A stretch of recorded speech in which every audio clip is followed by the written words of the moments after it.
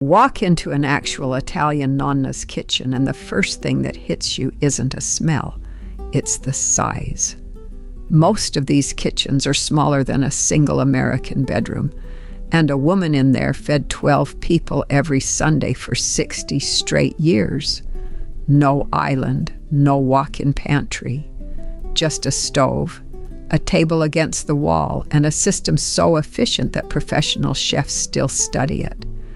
I spent 3 weeks in my own grandmother's kitchen cataloging every single thing in it, and what's actually in there has almost nothing to do with what cooking shows show you.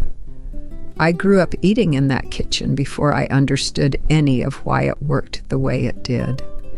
It wasn't until I started filming other Nonna kitchens across 3 different regions that the pattern became obvious. Different towns, different dialects, nearly identical setups. One woman's habit doesn't explain that. A system does, refined over generations, and today I'm walking you through exactly what's actually in there, drawer by drawer. Here's the order.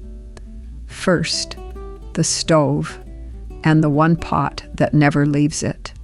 Second, the pantry and why it looks nothing like a grocery store aisle. Third, the tools, half of which have no modern equivalent. Fourth, the fridge, which is smaller and emptier than you'd expect. And fifth, the one corner of the kitchen nobody is allowed to touch. Start at the stove because everything else in the kitchen orbits around it. There's almost always a pot sitting on the back burner, low heat, lid slightly askew, and it's rarely empty for more than a few hours at a time.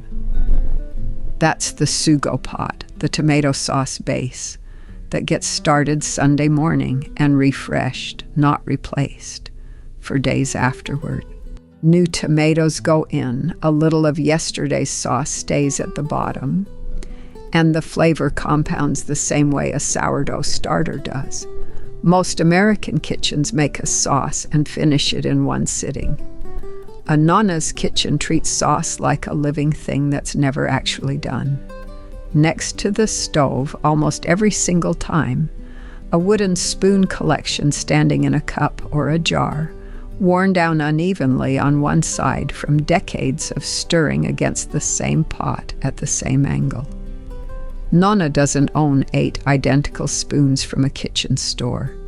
She's got 3 or 4, mismatched, each one slightly different in length, and she knows exactly which one belongs to which pot by feel alone. Now the pantry, and this is where people expect rows of specialty ingredients and get something completely different instead. Flour in bulk. Usually 2 kinds, a soft one for pasta and a stronger one for bread. Canned tomatoes, sometimes 40 or 50 cans deep, because a good summer harvest gets preserved for the entire year, not bought fresh in December. Dried beans and legumes in glass jars, not because glass looks nice on a shelf, but because a Nonna can see at a glance exactly how much is left without opening anything. Olive oil in a container far larger than anything sold in an American grocery store, often refilled from a bulk tin rather than bought bottle by bottle. What's missing is almost more telling than what's there. No specialty spice rack with 40 jars. Salt, pepper, dried oregano, maybe fennel seed and red pepper flakes, and that's close to the entire spice collection in most of these kitchens. The flavor doesn't come from a wall of seasonings. It comes from technique, from good tomatoes, from olive oil that actually tastes like something, and from a sauce that's been building depth for 4 straight days. The tools tell the same story. A mezzaluna, that curved half-moon blade for chopping herbs, sitting on a worn wooden board with a slight groove cut into the surface from thousands of rocking motions over the years. A pasta board, wide and flat, usually with one corner more worn than the rest, because that's the corner she always starts rolling from. A hand-crank pasta machine clamped to the edge of the table, decades old, never replaced because there's nothing wrong with it. Measuring cups are rare. Nonna doesn't measure flour. She knows what the dough should feel like under her palm. And when it feels right, it's right. No scale involved. There's usually a grater too, the box kind with 4 different sized holes, used daily for Parmesan that comes in a wedge. Never pre-shredded, because pre-shredded cheese has additives to keep it from clumping, and those additives change how it melts. That box grater has probably scraped a few knuckles over the decades. Nobody's replaced it with a fancy microplane. It works, and in that kitchen, working is the only qualification anything needs. A rolling pin sits somewhere near the pasta board too, but it's rarely the star. Most of the actual work happens with hands, flattening dough with the heel of the palm before a rolling pin ever touches it. And tucked in a drawer somewhere, a single pair of kitchen scissors used for everything from trimming herbs to cutting pasta sheets into shape, because one good tool that does 5 jobs beats 5 specialized ones that mostly sit unused. Now the fridge, and this is the part that surprises people most. It's small, genuinely small by American standards, and it's rarely packed full the way an American fridge usually is. Fresh vegetables bought that morning or the day before. A little cured meat, eggs, butter, leftover sauce in a covered bowl. Almost nothing frozen except maybe homemade stock in small containers. The reason is simple once you see the pattern.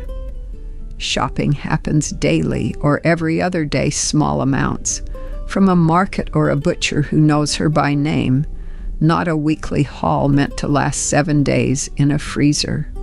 Fresh food gets bought because it's about to be eaten, not because it's on sale. That daily shopping habit changes the entire kitchen around it. You don't need a giant freezer you're only ever cooking 2 or 3 days ahead. You don't need bulk spice jars of every seasoning under the sun if the flavor's coming from what you bought fresh that morning. Everything in this kitchen supports everything else. The same way the sauce pot supports the pasta board, supports the daily grocery trip. Pull one piece out. Say you swap in a week's worth of frozen groceries instead of daily shopping, and half the other habits stop making sense too. The market itself is part of the system, not separate from it. A Nonna doesn't drive to one giant supermarket for everything. She knows the butcher who saves her the cut she likes, the produce stand that gets the ripest tomatoes in by Thursday, the fishmonger who tells her honestly which catch came in that morning versus yesterday. That relationship does work a recipe card never could, because the butcher tells her what's actually good today, instead of her guessing from a shopping list written the night before. Now the one corner almost nobody's allowed to touch, usually a small shelf or a single cabinet, sometimes just a specific spot on the counter, holding whatever Nonna considers sacred to that kitchen. For some it's a specific ceramic bowl passed down from her own mother, used for nothing except mixing the sundae dough. For others it's a particular knife, or a certain pot that's older than her children, seasoned by decades of the same few dishes cooked in it thousands of times over. Touch it wrong, use it for the wrong thing, and you'll hear about it. That object is still in daily use, not sentimental decoration on a shelf. And that's exactly why it matters so much. Here's what actually ties the whole kitchen together, because none of it makes sense as separate quirks. Small fridge, daily shopping, a sparse spice rack, because flavor comes from the sauce pot that's been building for days, not from seasoning added at the last minute. Worn, mismatched tools, because nothing gets replaced while it still works. A kitchen built around use instead of appearance ends up looking nothing like a showroom. Every piece explains every other piece. If there's one thing that separates this kitchen from almost any other kitchen you've stood in, it's that nothing here exists for how it looks. The pasta board's worn corner, the unevenly stirred wooden spoons, the sauce pot that's never quite empty and never quite full. Every mark on every object is evidence of use. Thousands of repetitions stacked on top of each other until a kitchen this small somehow produces meals for 12 people every single week without anyone raising their voice about it. So here's the recap. A stove with a sauce pot that's rarely off. A pantry built around bulk staples, not specialty ingredients. Tools that are old, few, and worn exactly where they're used most.